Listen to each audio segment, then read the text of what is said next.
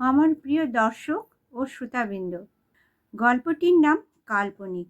মেজমামার বাড়ি যাওয়ার কোনো সুব্যবস্থা ছিল না, ভালো রাস্তাও ছিল না, চারিদিকে বন জঙ্গল। ঠিক হলো পরের দিন খুব ভোরে আমরা বেরিয়ে পড়ব। সেই মতো পরের দিন খুব ভোরে আমরা তৈরি হয়ে নিলাম। সমস্যা হলো আমার ছোট মামার দুই মেয়েকে নিয়ে। মামার ছোট মেয়ে খুবই ছোট, 4-5 বছর বয়স। সে অত রাস্তা হাঁটতে পারবে না। কিছু দূর যাওয়ার পরে জঙ্গল শুরু হলো। সেরকম কোনো রাস্তাও নেই। জঙ্গলের মধ্য দিয়ে পায়ে হাঁটা পথ, কোনো রকম ভ্যান রিক্সা যেতে পারে। চারিদিকে বড় বড় গাছ, বিশাল তাদের চেহারা। ওগুলো কি গাছ তা আমার মেজমামার ছেলেও বলতে পারল না।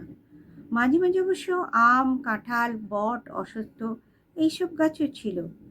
কিছু দূর যাওয়ার পর আমার ছোট মামার ছোট মেয়ে আর হাঁটতে পারল না।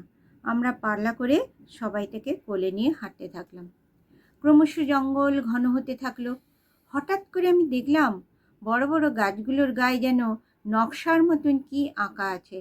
আমি কাছে গিয়ে দেখলাম ওগুলো নকশা নয়, বড় বড় ছুরি, তলোয়ার, বল্লম এইসবের ছবি গাছের গায়ে কেউ যেন খোদাই করে দিয়েছে। আমার অবাক লাগলো। আমি মেজমামার ছেলেকে জিজ্ঞাসা করলাম, ওগুলো কি ব্যাপার?